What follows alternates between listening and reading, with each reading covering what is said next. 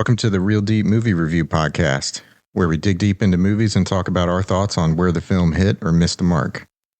Today we're going to be discussing Sinners, starring Michael B. Jordan. Quick warning to all of our listeners, there will be plenty of spoilers throughout our discussion today. So, with that, what'd you think?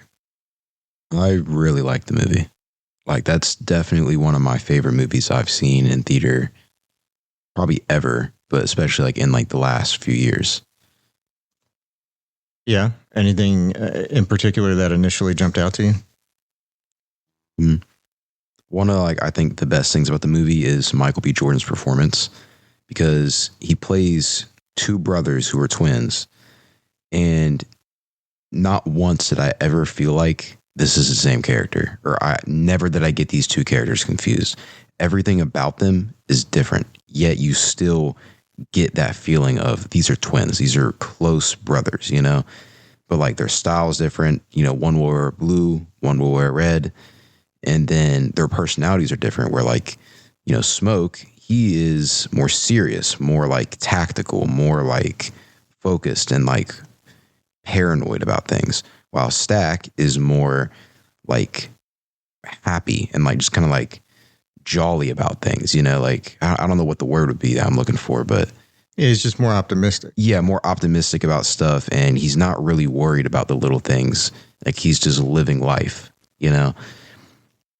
And I feel like you see, even with their relationships, actually, both of their relationships are a little bit unhealthy at the moment in the movie, but there are different reasons for them being unhealthy. Like, Stack's relationship is unhealthy because of some mistakes he did that were just like, oh, why would you do that? You know, like that was dumb of you to do. You shouldn't have done that. Like, you know, you did a dumb thing. While Smoke, his relationship wasn't good because of a more serious issue, not because of something he did, but because of like, you know, a deeper thing. And I think that's just another thing that kind of shows their like whose sides to one coin kind of thing, you know? Yeah. Yeah. I thought they did a really nice job with kind of balancing that. Like you said, you know that they're twins. They feel like twins throughout the entire movie, but it was always clear who was who. And, you know, I think some of that was the, you know, the costume choices and things like that, right? Mm-hmm. The hat differences, the color differences. So it was immediately clear to everybody. But I think it also showed through in the personalities. Like you said, you didn't need to know which hat somebody had on to know who it was. You could tell by the way they were interacting with other characters. Yeah. You know, by kind of midpoint of the movie. But I'm like you. I walked out of there and I thoroughly enjoyed it. And so you saw the movie the first time before I saw it. Yeah, I've seen it 3 times. Yeah, and I've only seen it once. But so you had kind of built it up a little bit, right? Mm-hmm. And so I was, honestly, I was a little bit worried. I was like, you know, it's probably fine. Michael B. Jordan's a great actor, right? Yeah. But I was pleasantly surprised that it's still even kind of going into it with those higher expectations. Because to me, the expectations matter, right? Like, if you have high expectations and the movie's just okay, you're going to feel like the movie sucked because your expectations were too high. So it didn't meet your expectations. Yeah. And you kind of build up my expectations a little bit, but I actually still thoroughly enjoyed it. I really thought it was well done. Yeah. Yeah, I also think that a part of that was, I think cinematography in the movie is amazing. I think cinematography is a very underrated part of film. Like, for example, like the Batman, like the 2022 one, I think one of the best things about that movie is the cinematography. Gotham feels like an experience. Like, everything about that movie is beautifully shot, and that adds so much to just your enjoyment. And that's the same thing with Sinners. Like, it's so beautifully shot. And also the performances, like the acting from every single character is on point. Everyone does an amazing job in their role, and every character feels like a real person. Nobody just feels like they're shoehorned in there. Everyone feels like this is a real character with a real personality, and these are real interactions that said characters would have together. Yeah, I agree. I felt like all the characters felt like they had a purpose in the movie, right? There weren't any, like you said, that were shoehorned in or that were just there, you know, for cameo purpose or whatever, right? That every character felt like they they should be. They were intended to be in that spot in that movie. Yeah, they all added something to the story. Yeah. Yeah, and there were some phenomenal actors. I mean, and actors that aren't maybe kind of household names, but when you see them, you know who they are, right? Yeah. Like Delta Slim is Delroy Lindo, and he's just, he's an older guy. I don't know how old he is, but he's got to be getting up there now. Just a phenomenal actor. He's always good. And then another one I really enjoyed seeing was Cornbread, who's Omar Benton Miller, and I first saw him, I think, in 8 Mile. Yeah, he is. Yeah, he's the friend in 8 Mile. I can't remember his name in that movie, but yeah, he's in there, and he's just consistently great actor. He was one of my favorite characters in the movie, especially the first time I watched it. Like, I remember me and my friend in the theater were literally just sitting there like, oh my God, because it was like as soon as he said like, oh, I got to go take a piss or something, it's like, oh my God, he's dead. Like, he's gonna die. Yeah, but that's another thing. Actually, I think that the suspense building in the movie was great.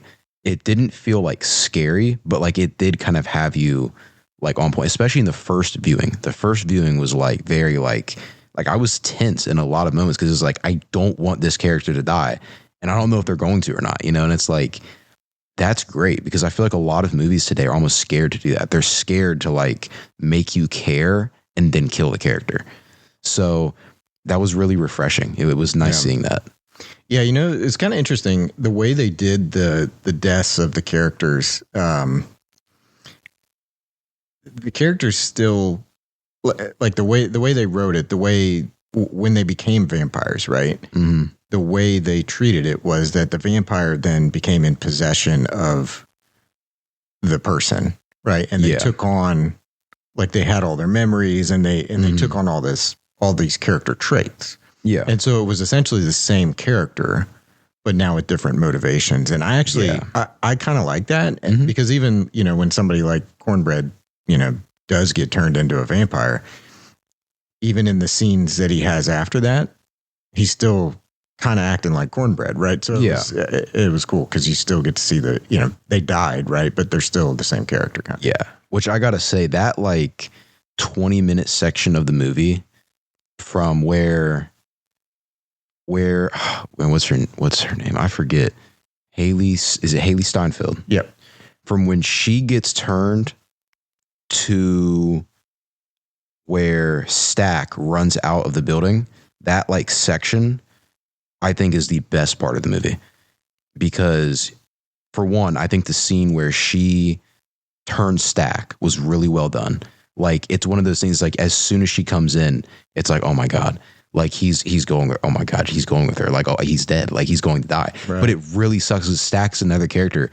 I really liked Stack. Like, that was one of my favorite characters. Like, oh my God, like oh my God, like that was crushing. And then Cornbread, another character I really liked, he comes back, and it's like, something's off. And that scene where they kind of were like, hey, hold on a second, why do you have to ask us to come inside? Mm-hmm. And I really like that too. The whole like thing of they can't just come inside. They have to ask, like they have to get permission to like come inside. It just added an extra rule in there that added to it. Where if they could just come in anytime they want, it kind of like takes away that like. Yeah, the movie would be over in 5 minutes, right? Yeah, they'd always just rush them. But I really like that they did that. I thought that scene was really well done. And then even the scene thereafter where Stack, and they hear like the like knocking on the door. And then Stack's in there, and he's, saying like, hey, let me out. Yeah. Like, what you guys doing? Like, let me out. And it's like, I just think it was very well written, especially in that like section. Yeah. Yeah, I agree. That was cool.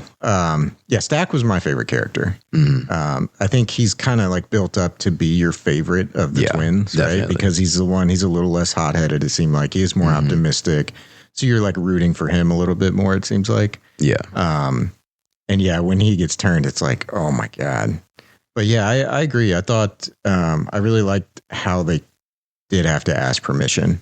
It made it cool. It also like, it kept all of the, like really throughout the entire movie, all of that kind of vampire action took place there at the juke joint, right? Yeah. At the sawmill that they had purchased and turned into a juke joint. Yeah, basically most of it happened there.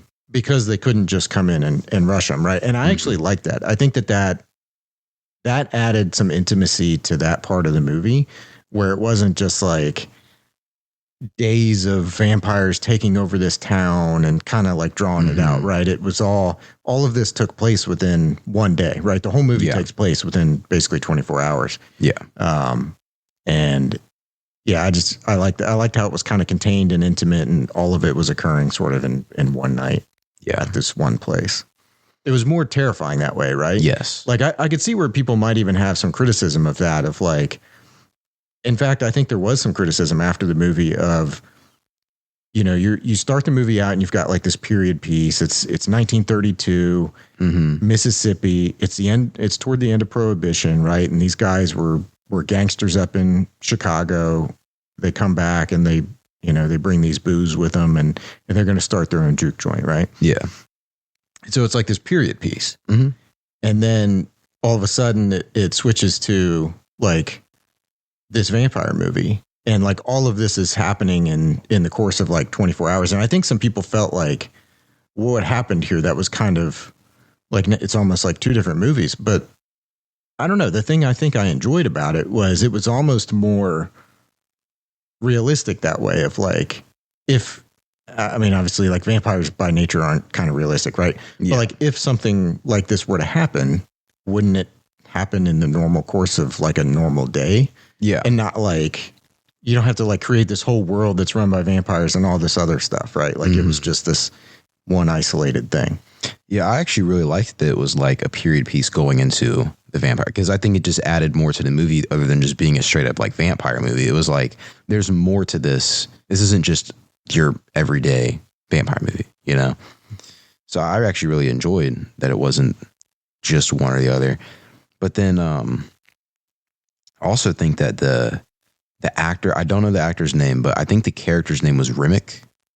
Yeah, I believe kind of the lead vampire. The lead vampire. I think he did a great job. I haven't seen a lot of people talk about him or like his role in the movie. I think he did really well. Like he really plays the character where it's like you can't tell if he's like malicious or like maybe he does have like a decent motivation for what he's. It's like it's weird. It's like you don't really know because he kind of plays it both ways. Yeah, I would say that's true. Yeah, first of all, I agree. I think the actor did a great job. I really enjoyed that character. Yeah, it was interesting, right? Because the vampires, you don't know if they really believed it or not, if they were just saying it to trick them, but they seemed to really believe that, hey, we're all part of one loving community now, and you can be a part of this too. And it kind of gets back to the whole period piece thing, right? You're in 1932 Mississippi as a group of black people. Like things aren't great in terms of feeling like you're part of the broader community, right? There's a whole lot of racism going on. You know, they didn't like show any of it really, other than the one hat and the one scene. But well, like the KKK was like the Ku Klux Klan, right? They were in the movie. They were in the movie, but it wasn't like a major part of the movie. Yeah, but they referenced it, right? So that was like, that's going on. Well, that was them at the end too. At the yeah. But I guess my point is the brothers, the black community down in Mississippi at that time did not feel like a welcomed part of the broader community, right? They weren't allowed to be. And so it was, so then these vampires were offering that. Yeah. Now, whether they were offering it maliciously just to like, because they wanted to turn them, or whether they actually believed it, that's the part that you don't really know. And I feel like the fact that you don't know is kind of cool. Yeah. And something else that about Remick that I really liked is for like the entire time, him and all the vampires just look like humans, but like with like vampire teeth, right? And then they'll have like maybe like red in their eye or something. But that final battle scene where he's like in the water with Sammy, Preacher Boy, you can see like his hands start like mutating, like his fingers start getting long. He start like growing these long nails and claws. Like he scrapes his face real bad. And then like you see like his, like even his mouth like starts like kind of like transforming a little bit more like Fang-like. His ears start growing, his face, like he starts looking more like malicious and evil. Like he starts looking more like what a normal like vampire would look like, And I almost wonder if that kind of plays into maybe it was just kind of a ruse kind of thing where it was like he was trying to make it look like, oh yeah, look, we look just like you, like we're just out here and we look the same as you, we're one and the same. When really it's like maybe he actually is evil, Right. Yeah. But and Sammy's the one they really wanted. Yeah, because he had that gift of music. But at the same time, I wonder if it depends on the vampire, because when they had bitten Smoke, I forget the girl's name, but when they had bitten Smoke's love interest and she was on the ground, Annie, right? That's right, yeah. When they had bitten Annie and she was on the ground and she was bleeding out, she told Smoke like to kill her because she didn't want to become a vampire. He did. And Stack and Haley Steinfeld's character, they were crushed. They were like super upset that he did that. Like, which leads me to believe that they actually did have like an idea of this is like a community together. We want you to be a part of it with us. Yeah, they cared that she died. Yeah. They were because upset. There didn't seem to be any other motivation for why they would need her to be a part of their group. Yeah. Right, to be a vampire. Whereas with Sammy, it seemed like there was something about his musical abilities that they needed and wanted him. Yeah. Right. But yeah, I agree with Annie. There didn't seem to be anything overt like that. Although with, was it Delta Slim? With him, I'm pretty sure they just like ate him. Like, I don't think they even like turned him. Yeah. Well, I don't think he was meant to have like the same degree of like musical talent as. No, he didn't. Yeah. He didn't. Yeah. But like, that's what I mean, where it's like, I feel like it almost depends on the vampire, because it did turn Purslane. I believe it was Purslane. Perline. That's right. Perline. They did turn Perline. So I don't know. I feel like it almost like depended on whichever vampire it was. Yeah. Or maybe they just didn't show Delta Slim after he had been turned. Yeah. It seemed like everybody got turned, right? Because it looked like a whole, like the majority of the group like jumped Delta Slim, like, because he had cut himself so that they would all come to him, right? And they all just like poured on top of him. So I'm assuming he, got eaten, because I don't think that he would have even been able to come back as a vampire. Yeah, but back to Sammy, your preacher boy. I think that's a performance that's a little bit underrated in the movie. I think he had one of the best performances. That was his first like movie. Like, that was his first like actual like big like acting credit. And I think he did amazing. Yeah, he was good. He was good. I mean, there was nothing about his character that wasn't fully believable. And yeah, I agree. I thought he did a great job, and especially for, being a young guy, obviously. Yeah. Also, his music is done really well. And that's something else I really enjoy about this movie. I usually don't like musicals or like movies with a lot of like music, like singing in them.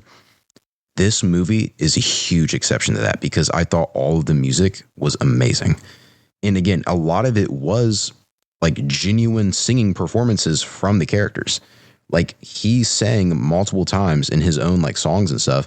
The Vampire Remick, he was singing stuff like, I really enjoyed it, and it was really good. And I think that's the best way to incorporate like music into a movie. I can't stand it in, like, for example, like a musical, and it's like they just all break out in a song and dance, and it's just like, this isn't progressing the story or the movie, you're just singing. But this, it felt like the movie is still progressing, the story is still going on, and you're singing, and it adds something. Like, you're singing because it just happens to be a part of what is happening in the movie. Yes, but also I believe it does add something, because when he sang, it was like the first time, I think it was like a big thing was when he like sang the Stack, and it was like, oh wow, like, you're actually really talented. It's like, that's super cool. Like, and it was like, they were kind of bonding over this. You're seeing, hey, this guy's actually really talented. You're learning about the character, when they're in the, when they're all like, dancing and stuff, like where they're all like at the mill, right? He does another singing number, like another musical performance. And then it also is like, this is progressing his story, because now he's showing his talent off to everybody, and everybody loves it. And he's really talented. And you're seeing the different like generations of like music stuff. I forget exactly how they explained that, but like, you know what I mean? Yeah. Yeah. Across times, different places. Yeah. And yeah. Yeah. And he was doing that, and the vampires even could hear it from all the way there. They could see it, like, and that's what drew them in, right? That's what drew them in, yeah. So that again, like that is like pushing the movie forward and showing his character, his talent, his progression. And then even when the vampires had their musical numbers and stuff, when Remick was out there and they were doing that big thing, that kind of went along to the whole, like, they're a community. Like, hey, we're out here dancing, having a good time, like they're all like loving that and enjoying it. And then also they're doing it in a way to kind of taunt them a little bit, to kind of get them to kind of like, you mess with them a little bit, like, and then even when they came back later, they came forward closer to the thing. They all started standing around. They were singing it was like Pick Robin Clean or something like that. Oh yeah. Which was the same song they were singing when the three of them first walked up. Yes. It was the same one they sang when the three first came up. But that again, they're kind of taunting them. They're taunting them with it. They're kind of like, never were there any times where they just started like breaking out in the song that it wasn't like well done and for a good reason of like progressing the story. Yeah. Every musical number was, for one, good.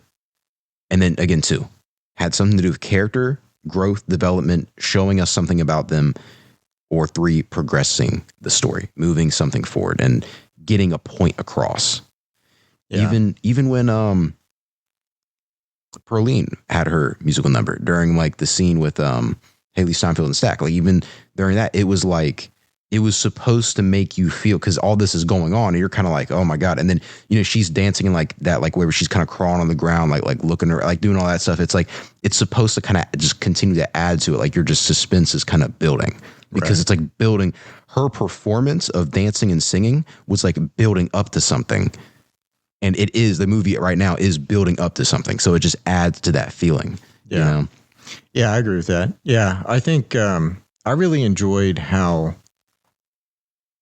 Remick was also this really talented musical artist, right? Yeah. And how when they would sing, like when they first walked up and the three of them were singing, I like how the reaction from all the people in the juke joint, right, was, wow, these guys are really good. Even though it was a totally different kind of music, I like that the reaction was, wow, they're really talented artists too, right? And so it kind of added to it a little bit that, yeah, it's a totally different kind of music, but these people are really talented too. And I like that.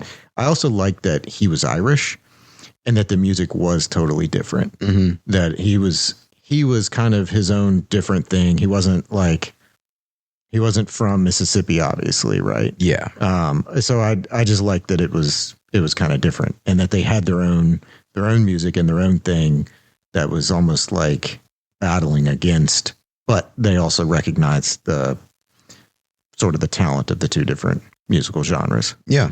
I also liked that it was very different. Like it was two, complete parallels of each other. And I also liked that the reasoning they had for not letting them in wasn't like backed by like hatred for them or like, oh, well, these guys are a bunch of weirdos or anything like that. It was like, it was because, again, it's with the period piece that we're in, the time that we're in, 1930s Mississippi.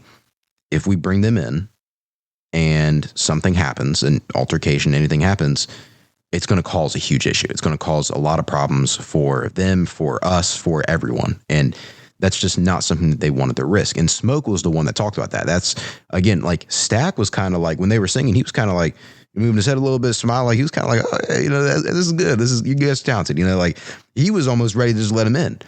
Yeah, he's the naive optimist, right? Yeah. But Smoke was immediately just shutting it down. Like he didn't even give him an opportunity. Not because he didn't like the music, not because he thought they were like bad people, but because he just didn't want to risk it. He didn't want to put him or his loved ones at risk. And that, again, I think was a great parallel between the two of them and showing their different like outlooks on the world. Yeah. Yeah. And, Smoke obviously didn't realize they were vampires, right? But he had good reason for coming to that conclusion. I mean, even when Mary's, she looks white, right? I think she said I forget which one of her relatives was black, but it sounded like she was like 1/8. I think it was like her mom's dad, I think. Yeah. So I think she was like 1/8 black or something like that. Right. But Haley Steinfeld's obviously white. Yeah. They kind of made her look maybe not as white in the movie through makeup and whatnot. Right. Yeah. But she's clearly, looks white. Yeah. And even her being there, because she was married to a white guy too, right? It kind of freaked Smoke out, right? Mhm. Because again, this is a period piece. And so there's legitimate reason to be fearful that, this could cause an issue when they're trying to build something here, right? And Yeah. they don't want it to all be, burned down and torn apart. And now they got the KKK to deal with. Yeah. Her role, by the way, I thought she did a great job. Yeah. Haley Steinfeld. Mhm. I know she's been in other movies. She was in the Pitch Perfect movies. I don't know that. Yeah, I think she was in like the second and third one. I really know her from Spider-Verse and Bumblebee. That's all I really know her from. Yeah. Those two. Yeah, because she does Gwen. Yeah. Right? Yeah. Mhm. Yeah, I thought she did a great job. Yeah, I thought she was good. Yeah, her character was cool.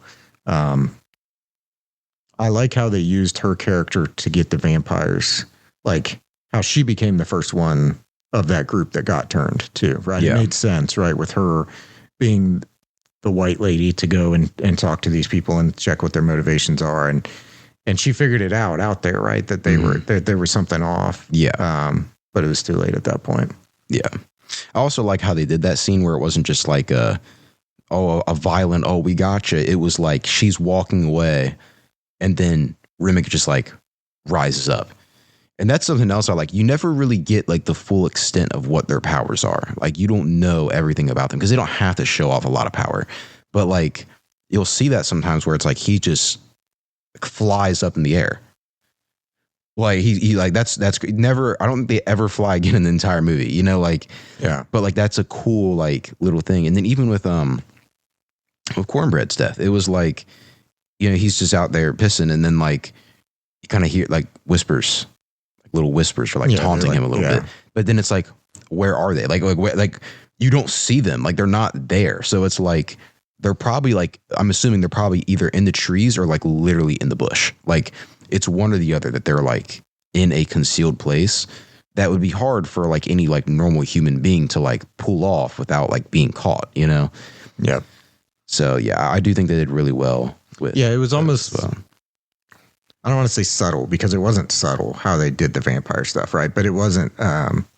It wasn't focused on the vampire's power, right? It was like they had these powers, but anytime you saw them, it was really only to further the story. It wasn't. The story itself wasn't. Look how powerful these vampires are. Yeah, and also like when they did show off like different powers with like when Mary turns Stack and then Smoke obviously walks in, he just pulls out his guns and starts shooting her. Like he just like unloads his entire like mag into Which them, makes sense, right? Yeah, his twin brother's lying there pretty dead. reasonable. I would do the same thing, but like but then she just gets up. Like she just gets up and then runs out. And they find out pretty quick, oh my God, like, so bullets don't work. Like we can't just shoot him. It'll slow him down, but like we can't just shoot him. It won't kill him.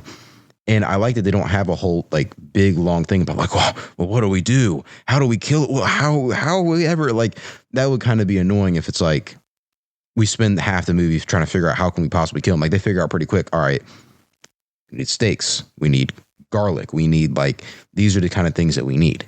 Well, and that comes from Annie.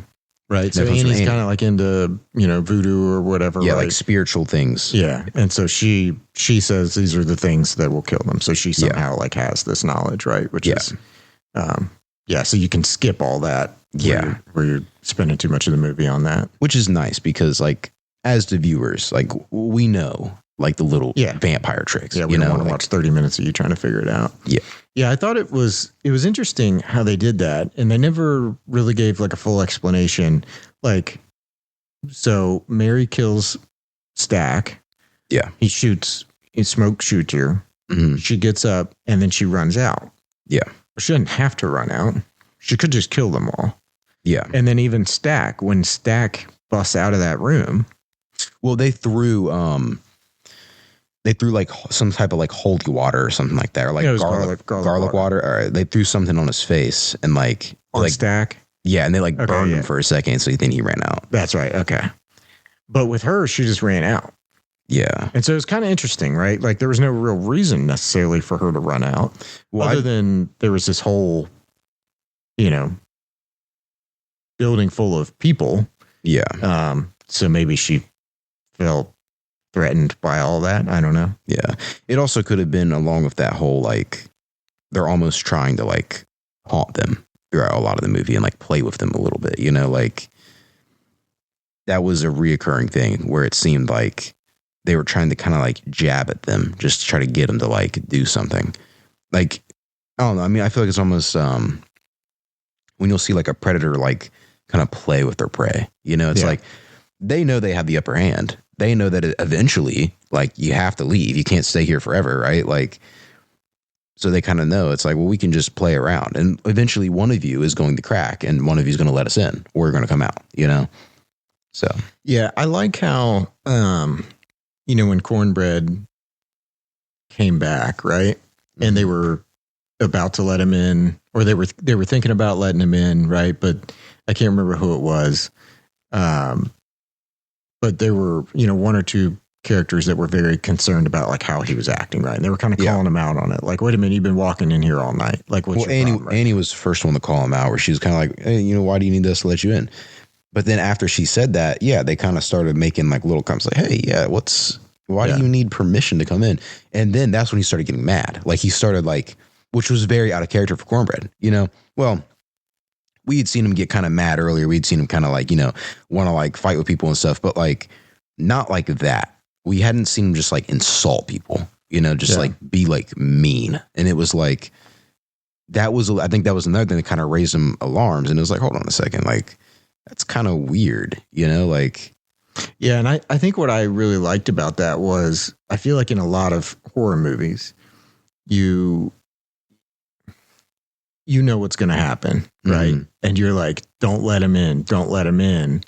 And then they let him in. Yeah. And you're just like so annoyed, right? And it's just like, why would you, you know, no rational person would do that. So why would you let him in?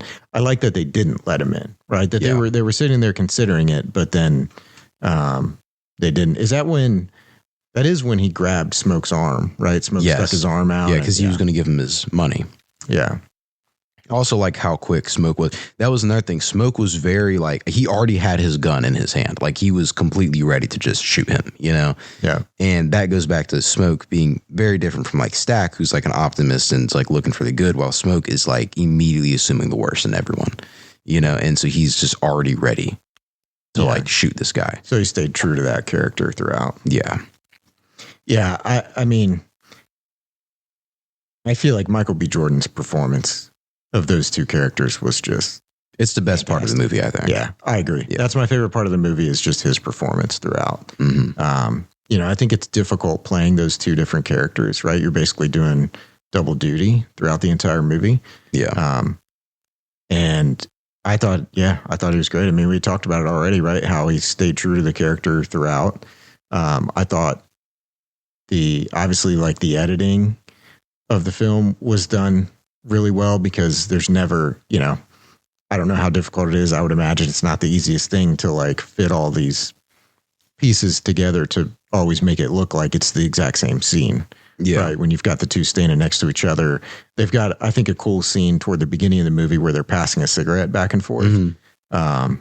And I like that because it is difficult to do that with films. Right. And so to intentionally do that, I just think is kind of a cool little thing to throw into the film. Yeah. Yeah. No, I did really enjoy that. And I really enjoyed their like dynamic too as brothers, where it was like, along with, you know, we've already talked about them being parallels of each other, but along with like them being the same age, Smoke was almost like an older brother to Stack, in the way where it's like he like took care of him. And he even says something like that, like how like he like, you know, he's kept him alive this long and like all that stuff. And Stack, you know, when he told Preacher Boy the story about like their dad, it was their dad would beat Stack a lot, which, you know, like out of the two, that kind of makes sense. He's going to beat the one who's probably like, you know, not listening as much. He's like probably a little bit more wild. He's like, you know, having fun instead of just like listening to the orders, listening to commands. And Stack said, you know, like when he woke up, like Smoke was digging a hole to bury their dad, because he killed him, because he like knocked Stack out or something like that. Like he like was like beating him, obviously like badly, like he was abusing his kid, you know? So it was another thing where I thought that was an interesting thing to add to the characters, where it was like Smoke is not only like more mature than Stack, but like he's actually like been like a big brother to him. Like he's like taken care of him, you know? Yeah.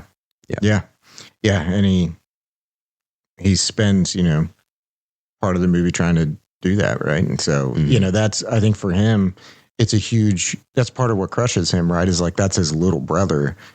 I think I'm assuming he's the older twin, right? But like, that's his brother that he's always tried to protect, and he couldn't protect him even when he's in the same building with him. And, so that's part of his character's growth, but And I really love Preacher Boy's performance too. I feel like he feels so authentic in everything that he does. Like every emotion he feels is like, honestly, he's a lot like the character like you're kind of in line with. Like you as the viewer feel what he feels. Like you feel regretful for things that he feels regretful. You feel like sadness when he does. You feel anger or like joy when he feels that. And I think he did really well with getting those emotions across. And also it makes sense that he would be more emotional because he is young. Like he's probably only 18, I think that they did really well with that. And another thing, going back to the characters with the cornbread situation, every character in the movie feels smart. Nobody feels like dumb. Like no one feels like, oh, look at this dummy over here. They don't know what's going on. And I feel like that's one thing that like is a huge flaw in a lot of horror movies is you have those characters who it's just like, God, this guy is an idiot.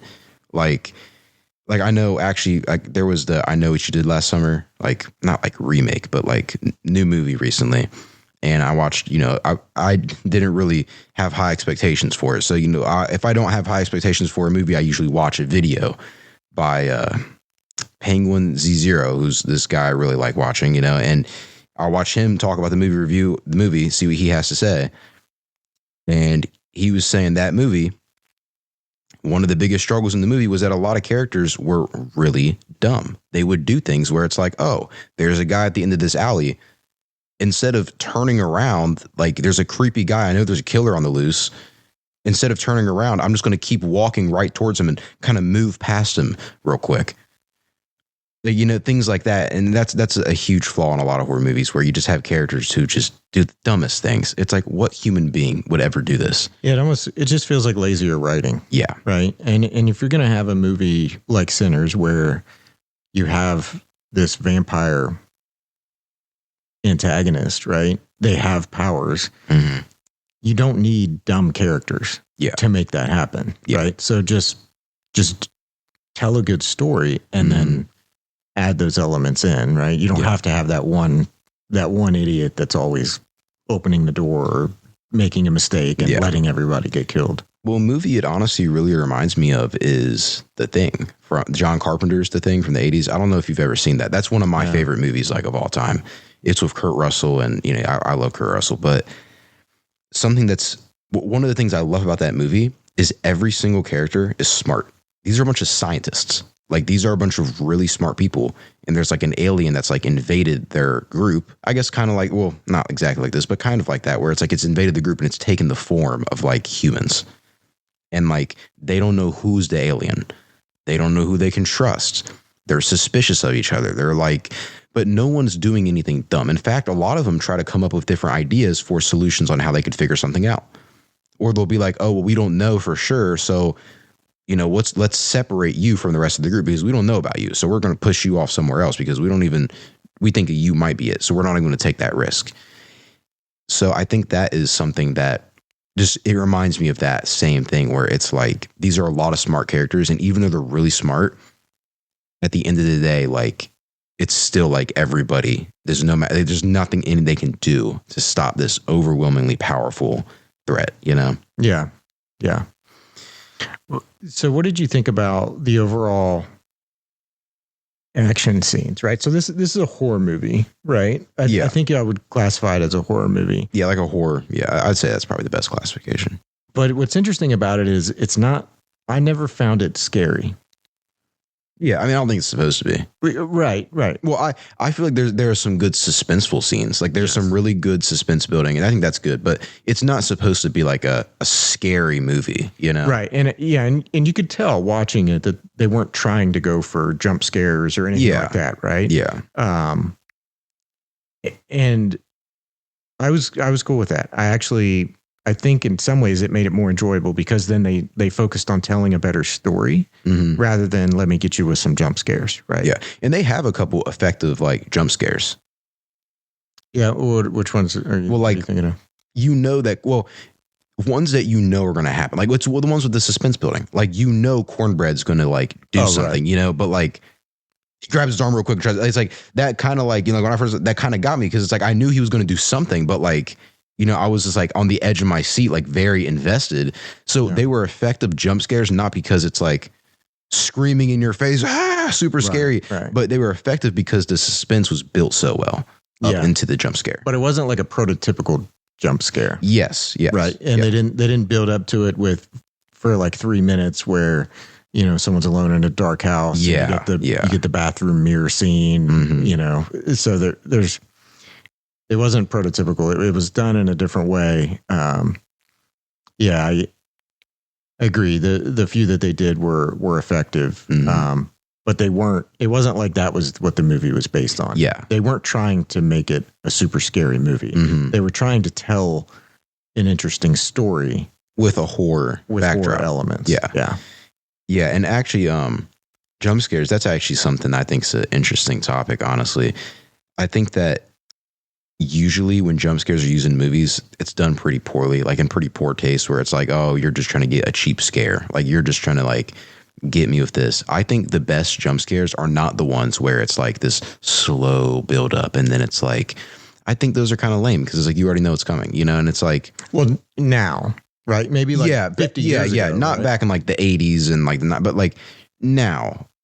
But something I think super effective, and part of it could be like when you're gaming and like you're playing the game, you're controlling the character, so you're a little bit more invested. But like there are some games that I've played where it's like you're just like moving, like you're just like going down the hall, and it's not even like a super scary situation, but it's already like the game itself is scary, so you already are like on edge for like anything. There's not any build up to anything, but then all of a sudden it's like something just like jumps out at you, and it doesn't feel like this is a weak attempt to try to get me. It feels like that was actually like a scary thing that happened in the story, you know, like, it doesn't feel forced, I guess is what I'm trying to say. It doesn't feel forced. Honestly, a movie I saw recently that had a really great jump scare was Barbarian. And, you know, I felt a lot of different ways about that movie, but I think the best part of that movie was in like the scenes that like were like in the first half, where this girl has now gone down in this cave, and she's like, you know, like this guy she's found down there. Well, not found down there, but like her friend that was down there, you know, he's telling her there's somebody down here. There's somebody down here. They're like, we got to go. We can't go that way because that's where they came from. We have to, like everybody's freaking out. And then it's like, you know, she has a flashlight on her phone that only lights up so much of like a dark, long hallway. So then just kind of like not slowly, but not like sprinting, but like running. There's this naked, like deformed lady, just like running super, like, and then it just kind of comes at you. It just kind of comes. And then it's like, that got me. Like that really got me. Cause like, I knew something was coming, but I didn't expect that. Like that really threw me off. I did not think that was coming. And it was so sudden, and there wasn't like that big music. Oh my God. And it drops. It wasn't like that. You know, it was just like a steady, like silence. And I think that's so much more effective. Yeah. I like that more than that, like typical, like, oh, you're going to close the fridge and here comes the killer. Like this is kind of lame, you know?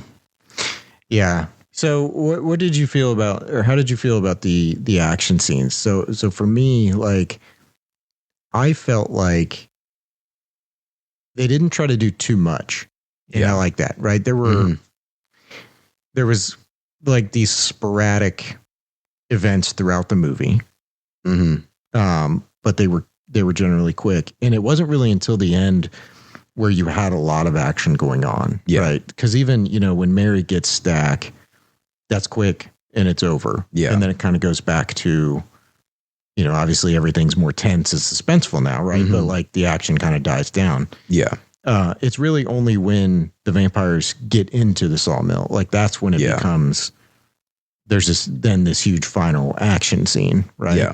And then obviously the next day when Smoke's killing all the KKK guys that came to kill them, right?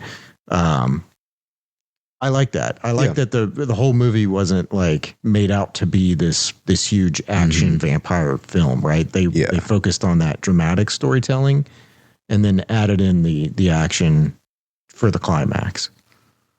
Yeah, I think the action is done very well. I think because it wasn't an action movie, so like it wasn't like, oh, this is some like super crazy, oh, he's chopping off heads and do it. Like it was very like generic, just like, oh, we're gonna stab you here, and then the vampire is gonna lunge. It wasn't like anything crazy, but I do think the action that was there was effective and good. Like, and I think my favorite part of the action was with the slow action. Honestly, like the slower action was the best part. Like I think that scene with Preacher Boy and Remick in the water is a really effective scene where it's not really an action scene, but there is action in it. Like he scratches his face, he's trying to kind of grab him, and then Preacher Boy slams a guitar into his head. That was a cool scene. Like, and the effects looked really cool because now like that, like part of the guitar was like stuck in his head. Yeah, and it was like that was pretty cool. Like it was like that looks great. Yeah, good. And then with the KKK scene, like that was just awesome. Like it's like Smoke's just coming in, just gunning down a bunch of KKK members, and like that's super cool. Like I think everybody enjoys that, and even the dialogue he had with like the like leader of the KKK group, I thought that was pretty good too. Like how it was like he didn't like basically tell him I'm going to kill you right away, but it was kind of like he kind of just like not like played with him, but like he kind of like slowly killed him off. Like he was kind of like, well, he was also in like.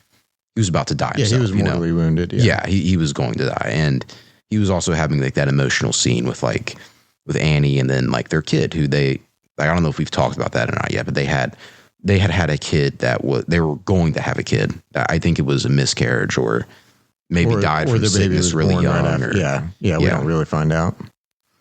But yeah, so. Yeah, I like that. I liked how that was sort of his final scene. And I like that, he was just willing to let the leader of the KKK just kind of bleed out and die slowly, right? Yeah. Or maybe a different way to say it is he almost forgot about him because he just didn't care anymore, right? Like in his mind, he was seeing Annie and he was seeing her with their baby and that's where he wanted to be and that's where he was headed. And so that's all he cared about. And it wasn't until the guy like spoke up and said something. Then he shot him a couple more times. Like remembered and and then he went right back to that. I like that. I did too. Yeah, it was nice, and it was like he's kind of moving on. He's like, he's going afterlife. Like he's doing his own thing. I also really enjoyed Preacher Boy's ending. I thought that was cool. How he comes back to the church with his dad, and obviously his dad is telling him like, you got to let this go. You got to let the guitar go. You have to embrace God. You have to embrace religion. You need to like be washed of your sins, basically, right? And he kind of wants to, like, he wants to embrace that.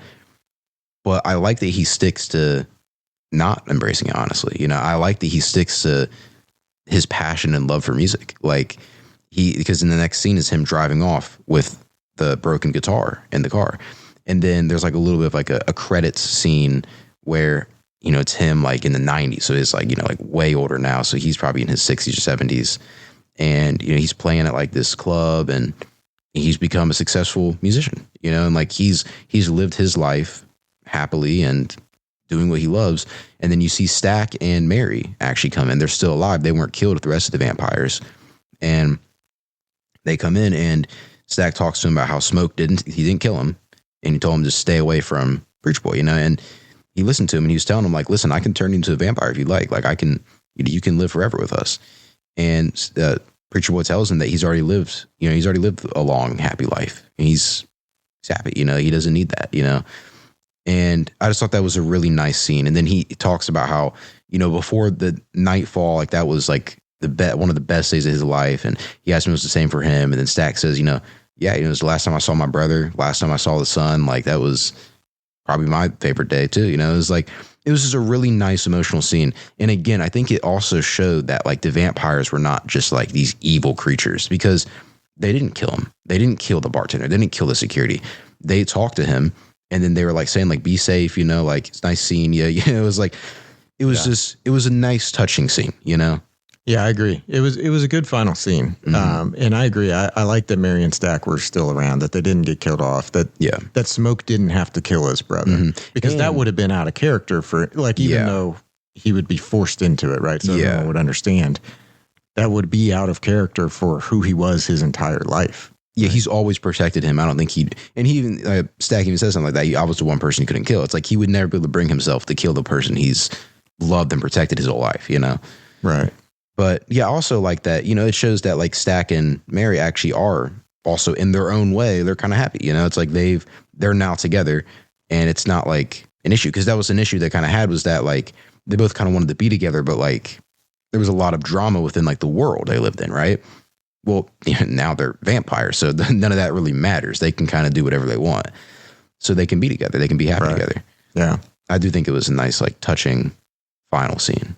Yeah, you're talking about the scene with Preacher Boy and Remick, right? When the final scene, when he scratches Preacher Boy and all that. Yeah. So when he dies, it's Smoke coming in. When Remick dies, it's Smoke coming in and stabbing him from behind with the wooden stake. Yeah. Right? Yeah. One thing that I think it's really kind of, it's subtle, right? But I think whether it was Michael B. Jordan's idea or whether it was the director, I think it's Ryan Coogler, after he stabs him, I don't know if you remember this or not, but he's like, Smoke looks like he's got so much adrenaline pumping through him, and he's like in this almost like flex position, and he's like almost kind of like hopping, like jumping a little bit, like. And he's like holding Preacher. And he's kind of like he's still like moving. Yeah. And it was something subtle, I think, but I thought it was phenomenal because I think in real life, that's more realistic, right? Like you're encountering this terrifying event. Your adrenaline's going to be pumping like crazy. And he doesn't know exactly what's going to happen, if he's still going to be a threat or whatever, even after he stabs him. Right. Yeah. And so he's still all tense and kind of hopping around. And it was something that just like, I just remember, and I remember thinking, oh, that's really well done. Because I think a lot of times it's like, oh, I killed the final vampire, and now everything's good, and now I just relax. Like, and that's not realistic. Yeah. Because I mean, even when you get like mad or you like punch something, it's like, if you're really mad, you can still like, you still kind of like, not like shaking, but like you can feel your body still like moving a little bit. Like you're still like not takes angry, time but you're like, your body is not relaxed. Your body is now tense. Your body is like with adrenaline, you know? Yeah. So I do think that was a good creative choice. I think it was one creative choice that I think is interesting is the blood. The blood, and two things about the blood. Whenever the vampires would, attack somebody, change somebody, whatever, the blood would like squirt out, right? Or when they would stab the vampires, the blood was like squirting out like crazy amounts. Like it was like really gushing and at like a far distance. The blood was also almost like a pinkish reddish blood. Yeah. It wasn't like a normal dark colored blood, like a deep wound where there's a tremendous amount of blood is going to be dark blood. Yeah. When it comes out. And it's not going to like, even if you stab someone through the chest, like it's not going to start like squirting out. Like there's this device in there, like squirting the blood out. Right. Yeah. So it was an interesting artistic choice. I thought, I know it was intentional. I just thought it was interesting. Honestly, it threw me a little bit. Really? It was something that I would notice. Like I don't have any. If someone were to describe that to me, I'd be like, well, that doesn't really matter. But when I was watching the movie, I always noticed it in the scenes. And because I always noticed it, it did take away a little bit from the scene for me personally. You know what I mean? Because like I'm watching this vampire get stabbed, and then I'm like thinking about how the blood's pumping out, squirting out like that. And I'm thinking how it looks unrealistic instead of like, so it takes me out of the movie for a second as I'm thinking about and critiquing what's happening in the movie. Does that make sense? Yeah, I mean, I know what you mean. To me, that wasn't really an issue. I mean, I think the color of the blood was just because it was a dark setting, and you wanted you to be able to like see the blood. You know, like You want to see the contrast of the blood, see how much it is. Yeah, yeah. So you didn't want to see like dark liquid pouring out everywhere. Like that's kind of like you can't really see it because it's a dark area. It's a dark like setting and stuff. But even like the I mean, I don't know. I thought it was fine. Like when it's like kind of squirting out, it's like I think that just adds to like the effect of like it's when you see someone get like stabbed or like wounded in a movie and then it's like, oh, there's blood like gushing out. It's like, oh, that's bad. That means like a lot of blood coming out correlates to this is a terrible wound. They're going to die. Yeah. If no blood comes out, depending on the movie you're watching, if no blood comes out in like a movie like this, you might not think that they're like on their deathbed. You might think, oh, that was a bad wound, but like maybe they're okay.